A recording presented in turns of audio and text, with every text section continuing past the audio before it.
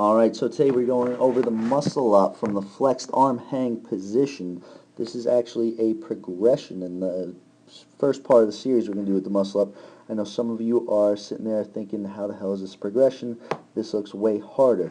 Well, couple of good reasons why we do it from the flexed arm hang position, and in fact this is how many athletes get their very first muscle up. So, let's talk about the flexed arm hang first.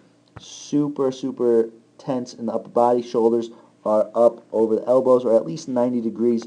This right here is a little bit better though, and it's going to allow us to create a awesome false grip. So the false grip, we have our hands up and over the rings, thumb still on the outside. We can see Pat adjusting right here, but doesn't look too comfortable.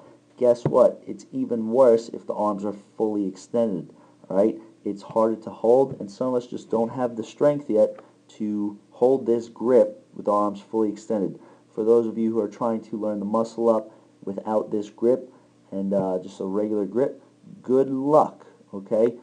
Very difficult unless you are a super athlete. And even though Pat's a super athlete, he's kind enough to show us this progression today. Thanks, Pat. So, reason number one, false grip, deep grip. Reason number two is going to emphasize our hips, right? If you could do the muscle up from this position, your hips are there. Emphasis of the hips. Now, I'm going to draw a line at Pat's hips, okay, to see what I mean. So, his swing or his kip are going to come from the hips down, waist down, and it's going to be generated from his legs. So, as we can see, he goes into his backswing. Now, normally, if he had his arms fully extended, all right, and his shoulders opening up, this swing is going to be huge, even further off the page. All right. Now, because he has a lot of tension in his upper body and that flexed arm hang, he's going to go from the waist down on the swing and just use his legs. Nothing wrong with that, emphasis of the hips. So as he comes up into his swing, you can see he's going to close those hips. All right, we can see him closing. He's creating just about a 90-degree angle here. We know that when we want to generate power, create force, we're going to open the hips. So he's going to open the hips, and Pat, over the years, have learned to open his hips so well that, look at him in this position. He's level with the floor, all right? So talk about power. Now, so much power that it's going to get him into that muscle-up position.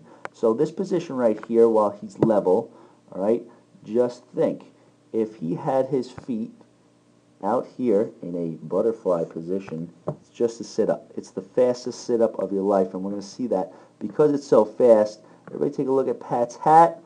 It's gone. You can clearly see it being sprung off his head. All right, it's the fastest sit-up of your life. Now, reason number three for the flexed arm hang, if we backtrack it, just look at his elbows. All right, his elbow, if we keep focus on it, is a little less range of motion, all right? So we're taking a big chunk of the movement out from the full extension of his arms.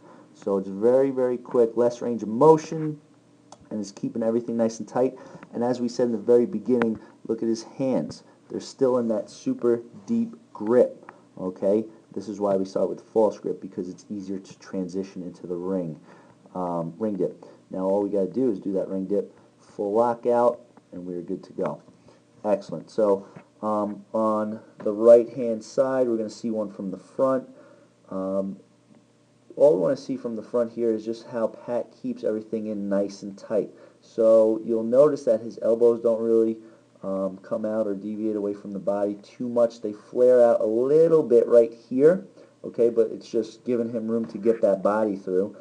Notice they come right back in. The rings stay in super tight. The rings actually rotate out, if you can see that right there.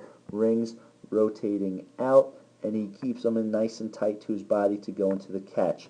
For those of you who just completely open up and push those rings out to the side, trying to catch it in, almost an iron cross, again, good luck. There's a reason why only a couple people in the world could do an iron cross. But that is a muscle up. We're going to take a look at it one more time in slow motion from the flexed arm hang position, keeping everything nice and tight, establishing a nice false grip, opening those hips, and with a little less range of motion, as a matter of fact. That is the muscle up from the flexed arm hang position. Hope you learned something. Thanks for stopping in to the Coach's Corner.